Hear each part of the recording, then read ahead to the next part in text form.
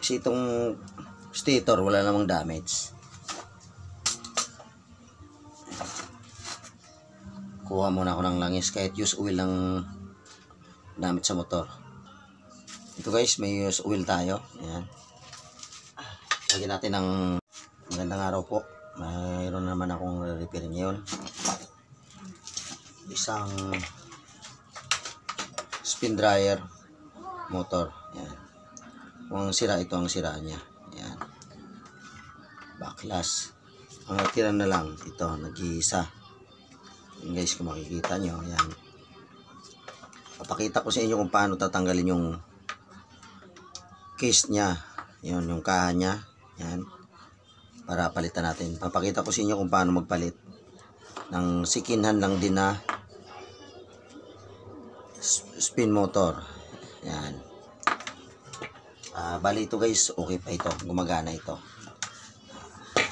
Itong ipapalit natin. Ayan. Bali ito, sira na ito. Nasunog na yung stator nito. Sunog na yung motor. Pero yung kaha niya, okay pa. Ayan. Ayan guys. Kompleto pa. Oh. Ayan. Itong babaklasin natin. Ipapakita ko sa inyo paano babaklasin. Para hindi na kayo magbili ng kaha niya. Yan. Okay, pag bumili ka pa nito, yan, gastusan ka pa. Mantalang babaklasin mo lang ito, kakalas at ililipat mo dito sa isa na ito na sira. Yan. Bali ito guys, good pa ito. Okay pa ito, umiikot ito. Ito, susubukan natin, ititesting.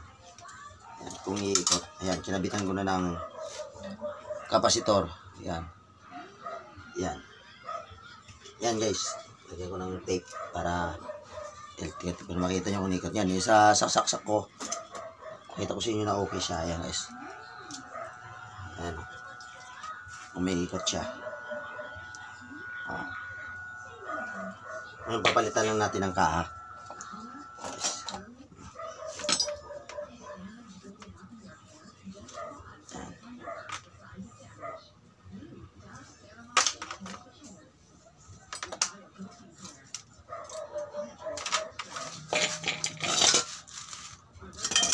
Yan, gagamit ako ng concrete nails pako. Bakit yung concrete nails ang ginamit ko? Kasi ito medyo matigas to sa vice clip.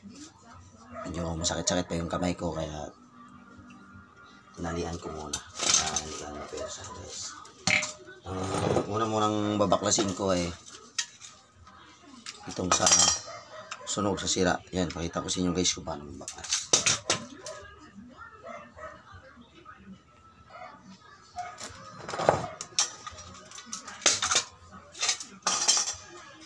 Guys, kung kita niyo itong lock nya,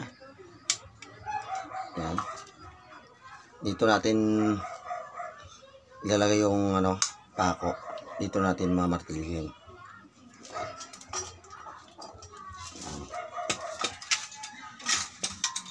Dito siya guys, yan, dito natin mamartilyohin yan.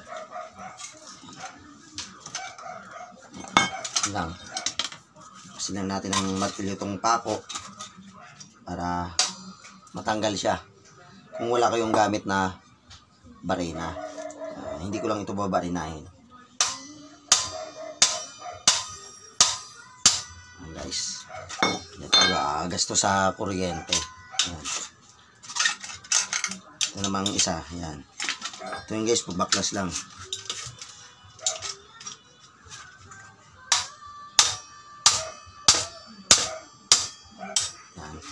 Alalay lang yung pagpukpok para hindi masira yung kaha.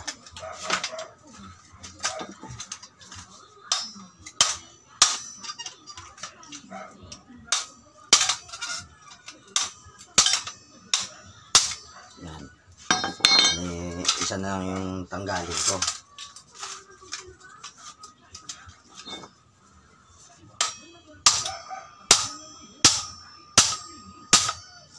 Guys, baklas ko na lahat.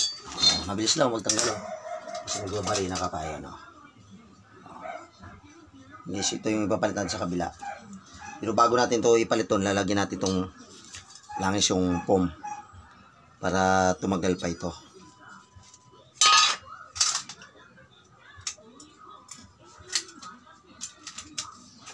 Hanapin na lang natin to. Walang sagabal. Ito naman susunod natin tanggalin. May natira pang isang piraso na putol.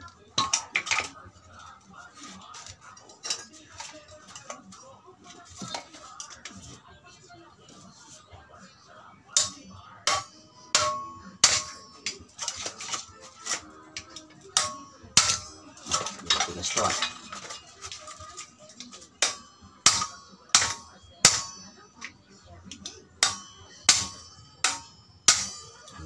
Tanggal ko na yung isa pa lang.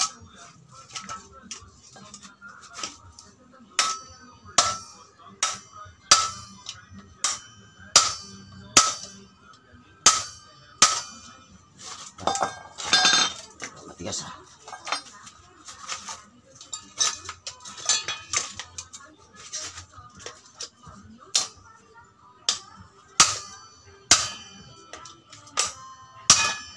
Guys, yung dalawa na lang natira. Lang guys, pag wala kang katulong, tulungan mo lang ang paa mo.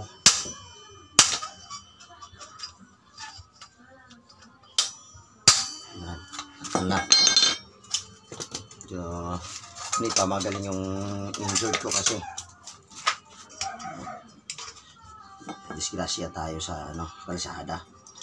Sa mga asong pag-alagala, yung mga guys, mga riders dyan, mga motor, biyahe sa kalsada, mag-ingat na lang tayo pag nakikita tayong aso.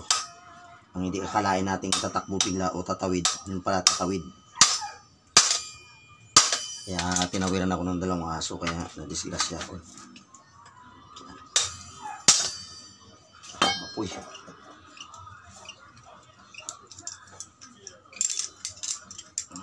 Isa na lang. Tsaga na lang to.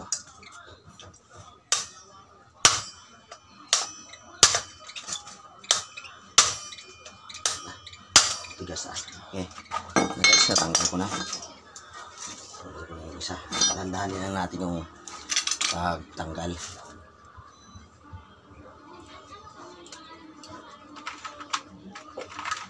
Singkitin ko na ng screwdriver. Kailangan kasi ito hindi masugatan yung magnetic wire.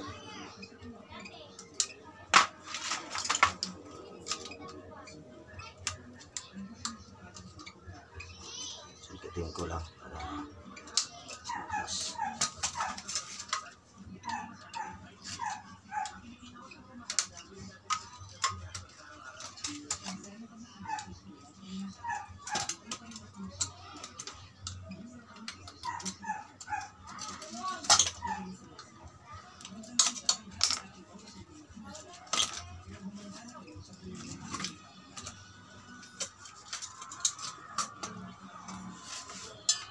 nakapaano pala kadikit kaya hindi mahugot, nakasilan.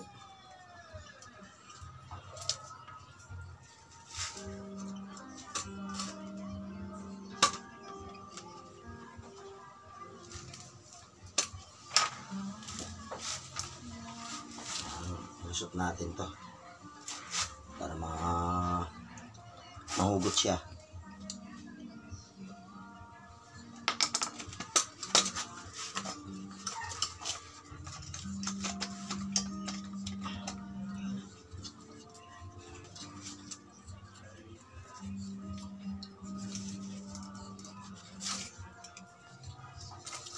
Guys, natanggal ko na yung sira.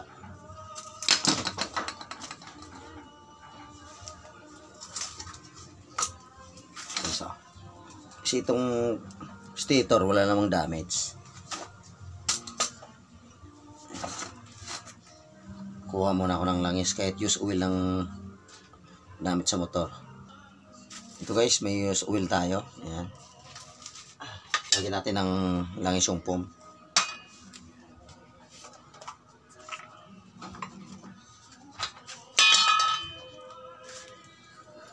Sakto lang ang ilalagay ko. Hindi natin sobra damihan. Kasi pag sobra-sobra na naman, lalagpas sa foam. Kakalat lang.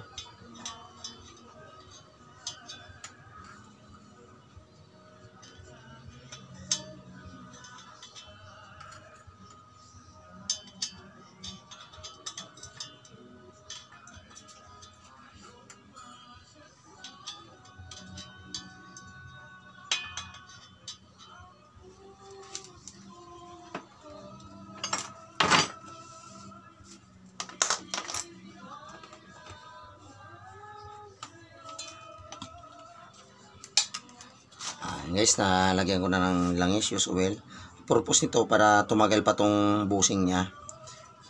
Kasi pag tuyo na yan, mabilis na masira yan. Magkakayod na yung ano dyan, sapting.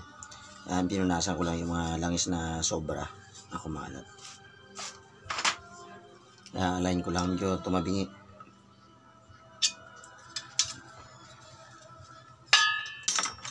Ito yung binaklas natin kanina sa dito, yung sira. Tapos ito naman, ito yung binaklas natin na sira. Ito yung ipalit natin.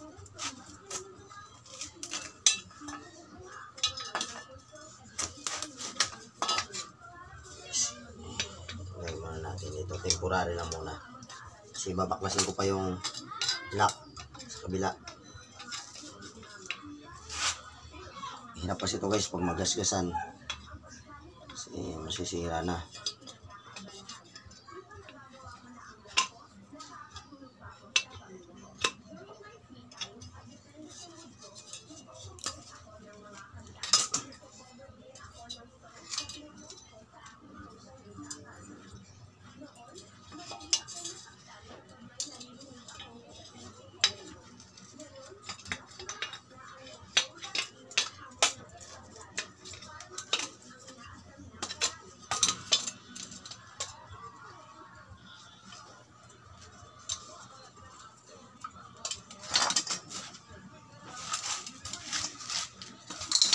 Ito na naman guys, ang tatanggalin ko sa taas na kaha. Matanggal natin yung lock.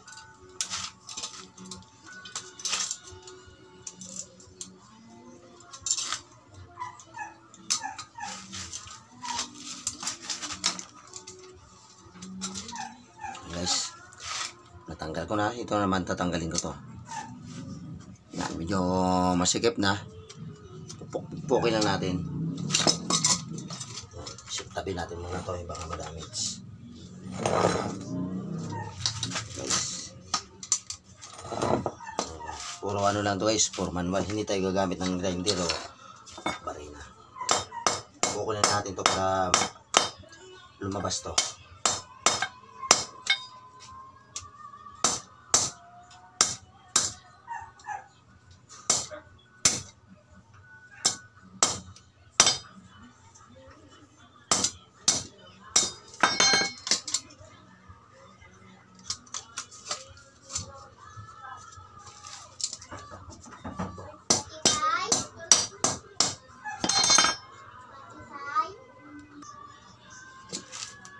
Guys, pupukin ko na ng konti. Pitikin na natin.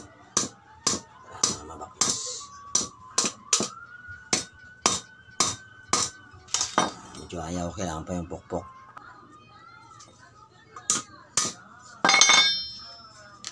Yan na guys, natanggal ko na yung isang lock. Yan. Susunod ko naman tong tatlo.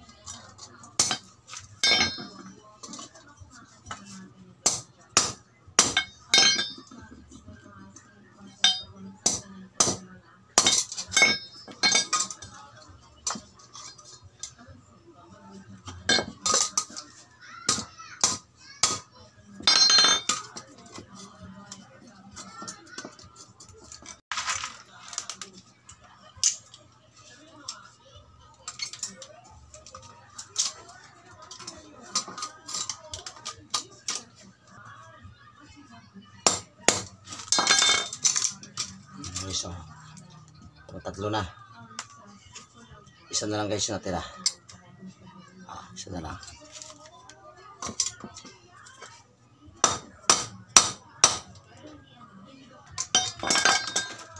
Guys, pangapat na. Tanggal ko na lahat ng lock nya. Ngayon, tanggal ko muna dito para malagyan natin yung kabila ng foam. Medyo kinalawang to. Matigas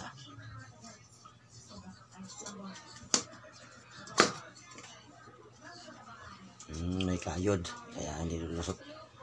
Papatakan na lang natin dito. Papatakan ko na lang dito ng langis.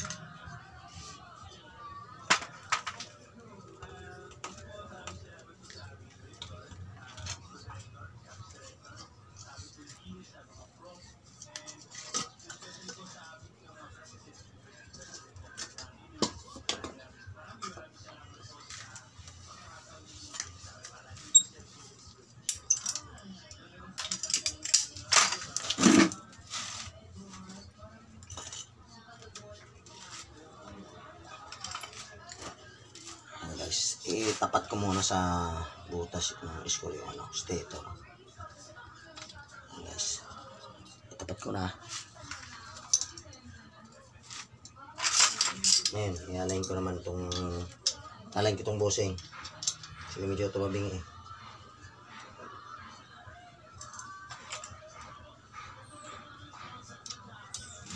So, kailangan guys, baklasin ko muna ito rito para makita natin kung naka-align ba doon sa bossing. Gamitan ko na lang ng liha kasi magaspang. May damage yung shafting kaya hindi mahugot.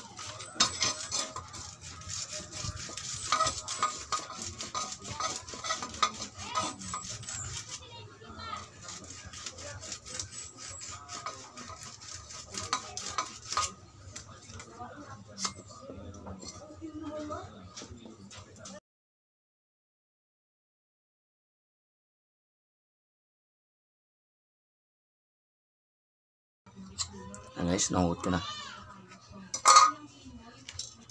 Yan, ipapasok ko rito para mai-align natin dito.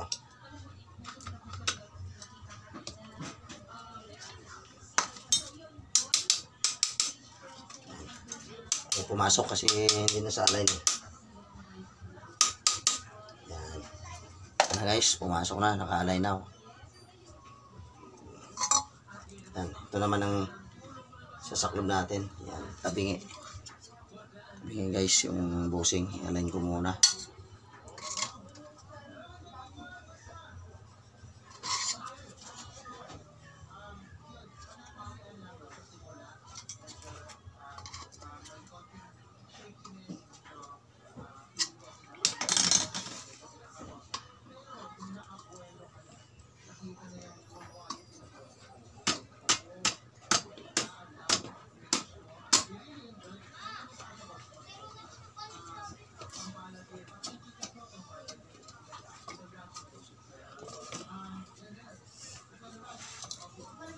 Guys, pupukin natin ng konti rito para tumapat, pumasok sa butas rin.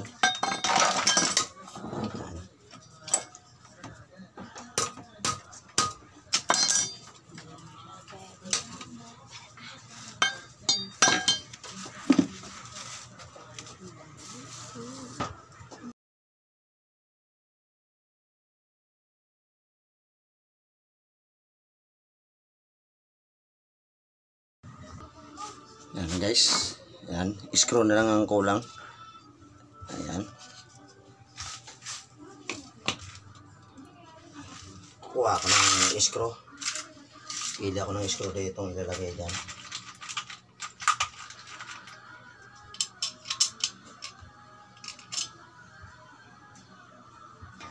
Guys, may apat na akong screw.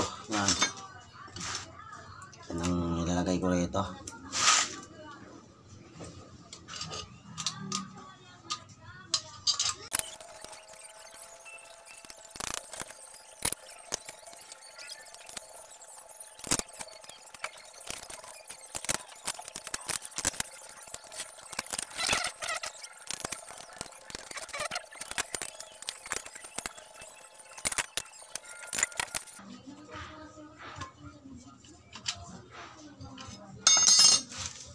Guys, kompleto na. Nalagay natin. Ititesting natin ulit kung okay na.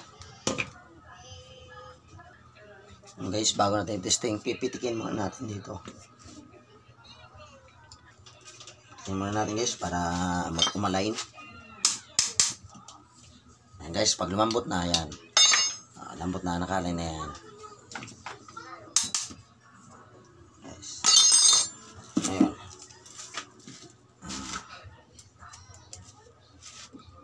Susubukan natin. Ititesting kung gagana pa ba.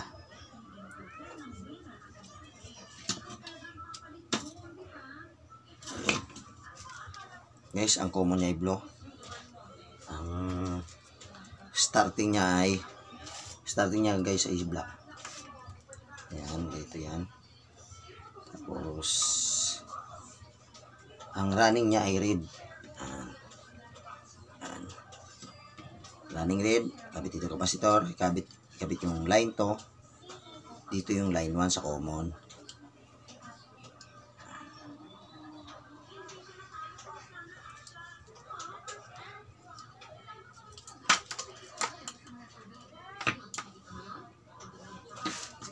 Ayan. Testing ko na guys kung okay ba yung repair natin.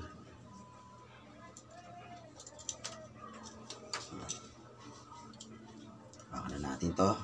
Lalayo ko lang to. Mamaya magka short to. Ikislap. Yan guys. Sasaksak ko na. Okay ba yung repair ko? Guys, medyo may kayod na konti. Kailangan natin pitikin. May kayod sa stator.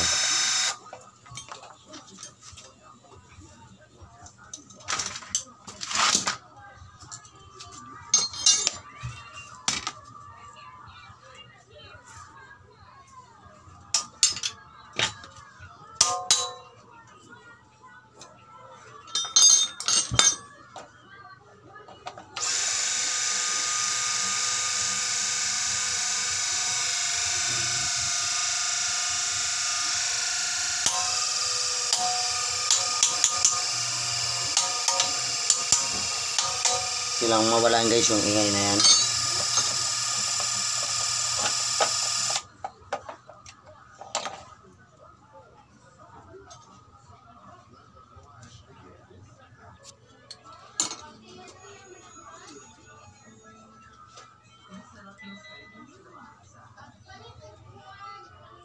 Takpan ko muna guys ng insulator tube para safety tayo, para hindi mag-short.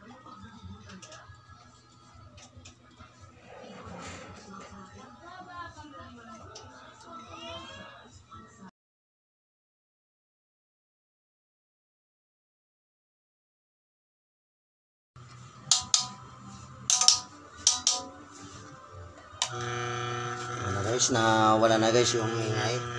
Hindi may konti pa. Ayan na guys, tumimik na. Ayan natin ayan iba-vibrate kasi dun sa semento okay na guys, nagawa ko na. Pala kung bago ko pala sa aking channel, paki-subscribe at ring nyo na ba YouTube channel. Salamat sa panonood ng aking video.